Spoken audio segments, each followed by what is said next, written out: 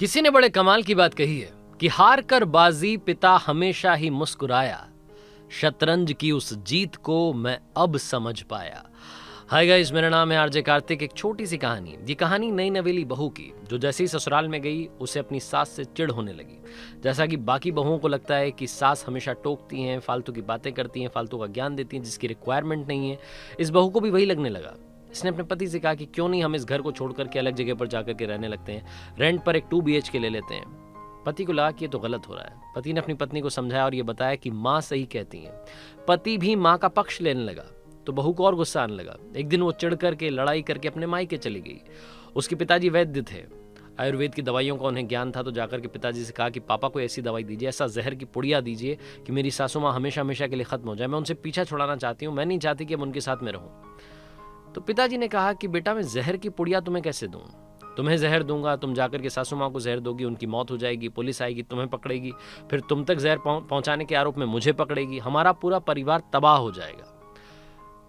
तो उस बहू ने कहा कि फिर क्या करें पापा, बताइए, आप बताइए क्या करें। तो पिताजी ने कहा कि एक दूसरी दवाई देता हूं। ये दवाई धीरे धीरे धीरे धीरे असर करेगी। 6 महीने तक इसको रोजाना खाने में मिला करके देना।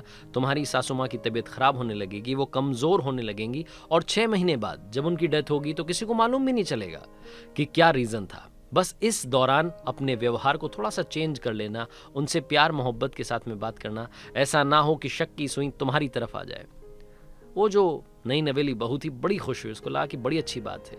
पिताजी ने रास्ता दिखा दिया। वो गई, वो जो उन्होंने पाउडर दिया था उसकी पुड़िया को लेकर के गई और रोजाना से वो पाउडर थोड़ा थोड़ा खाने में मिलाने लगी।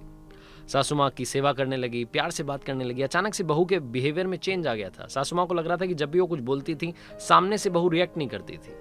सासू माँ को भी अच्छा लगने लगा। 2-3 महीने में इन दोनों के बीच में दोस्ती होने लगी। धीरे धीरे धीरे रिश्ता और ज्यादा प्रगाढ़ होने लगा और बहू को लगने लगा कि ये तो बिल्कुल मेरी माँ जैसी है, माँ की तरह मुझसे प्यार करती है, मुझे अपनी बेटी मानती है। वो 6th मंथ आने वाला था जब पिताजी ने कहा था कि सासू माँ की मौत हो जाएगी, ये दवाई असर करेगी। दौड़ करके बहू अपने मायके गई और जाकर के अपने पिताजी से बोली कि पिताजी मदद कीजिए, कोई ऐसी दवाई दीजिए जिससे कि उस दवाई का असर कम हो जाए। तो इसके जो वैद्य पिताजी थे वो हंसने लगे और बोले कि वो दवाई किसी को मारने वाली थी ही नहीं, वो जो पाउडर था वो चूर्ण था हाजमे वाला, और मैंने तुम्हें सिर्फ इसलिए दिया था ताकि तुम्हारे मन को सांत्वना मिले, तुम्हारे बिहेवियर में चेंज आ जाए। घबराओ मत, तुम्हारी सासू माँ को कुछ नहीं होने वाला। छोटी सी कहानी बहुत बड़ी बात सिखाती है। पेरेंटिंग बहुत ज़्यादा इम्पॉर्टेंट है और लाइफ में कभी भी आपको लगे कि आपको सब कुछ आ गया है, तब भी आपको माँ बाप की सलाह की ज़रूरत हमेशा रहेगी। माता पिता का आशीर्वाद बराबर साथ लेकर चलिए, उनसे प्यार कीजिए, चाहे माता जी हों, पिताजी हों, या ससुर जी हों, या सासू माँ हों। अपनों से बड़ों का सम्मान कीजिए, आपकी लाइफ में खुशियाँ गारंटीड आएंगी। आरजे कार्तिक बस यही कहेगा, अपनों के आशीर्वाद के साथ, अपनों के प्यार के साथ कर दिखाओ कुछ ऐसा कि दुनिया करना चाहे आपके जैसा। याद रखिए, हर सोमवार सुबह 9:30 बजे मेरे YouTube चैनल पर देखिए एक नई कहानी।